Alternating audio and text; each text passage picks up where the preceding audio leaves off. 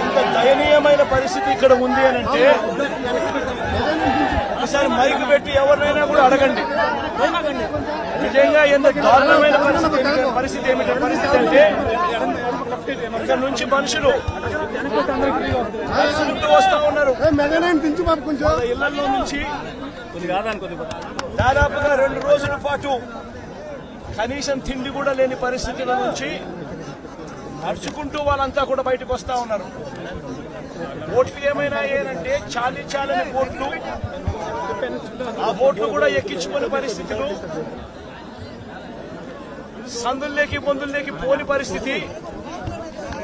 ఓట్లలో వచ్చే వాళ్ళ సంఖ్య ఎంతమంది ఉన్నారు, నడుచుకుంటూ వచ్చే వాళ్ళ సంఖ్య ఎంతమంది ఉన్నారు ఒక్కసారి గమనించండి.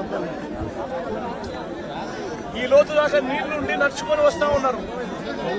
వచ్చిన వాళ్ళు కనీసము ఇక్కడికి వచ్చిన తర్వాత ఎక్కడికి పోవాలన్నా కూడా తెలియదు. ఇక్కడికి వచ్చిన వాళ్ళకు కనీసం రిలీఫ్ క్యాంపులు కూడా లేవు.